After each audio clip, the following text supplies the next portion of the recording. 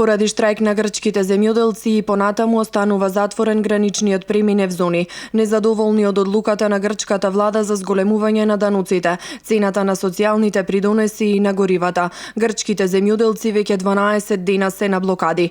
Покраев зони во текот на вчерашниот ден и дојрани беше 2 часа блокиран. Грчките земјоделци пак не ја исклучуваат и можноста тој да биде затворен на подолго време, што ќе зависело од одлуката на Генералното собрание. И од македонски железници стравуваат дека како минатата година можат повторно да се соочат со блокада на пругата кај преминати домени, со што целосно би се закочила работата и на предпријатието и на стопанството.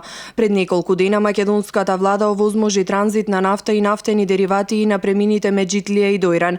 Меджитлија функционира без проблем, иако станува збор за помали премини каде транспортот се одвива многу бавно. Сепак одлуката за транзит на нафтени деривати на граничните премини Меджитлија и Дојрани беше пред се во насока да се спречи нафтена криза во земјава. Откако побараа време за дополнително да проверат какви проблеми и создава на Република Македонија штрајкот на грчките фармери, од Европската комисија денеска осознаа дека има нешто на македонско-грчката граница, која деновиве е затворена за проток на луѓе и стоки. Портпаролката на неформалната влада на Европската унија Маја Коцијанчич денеска со став дека Брисел ја следи состојбата и на проблемот на јужната македонска граница. Ние ќе продолжиме да ја следиме состојбата многу внимателно, особено во контекст на спогодбата за стабилизација и асоциација, посочи Коцијанчич. Инаку денешната реакција на Европската комисија доаѓа по вчерашниот став на нивната портпаролка Куде, дека Брисел има слушнато за проблем и блокада на грчко-бугарската граница од повеќе дневниот штрајк на фармерите во Грција,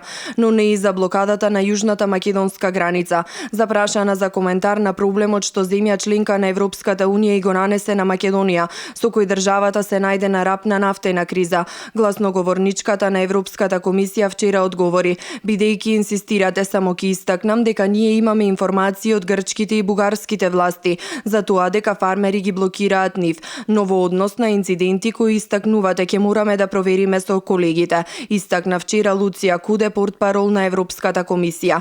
Токму спогодбата на Европската унија и Македонија, која официјално стапи во сила во 2004 година, овозможува некаков правен основ за делување и реакција на Унијата во однос на македонската држава со оглед на тоа што Македонија не е членка на Европската унија.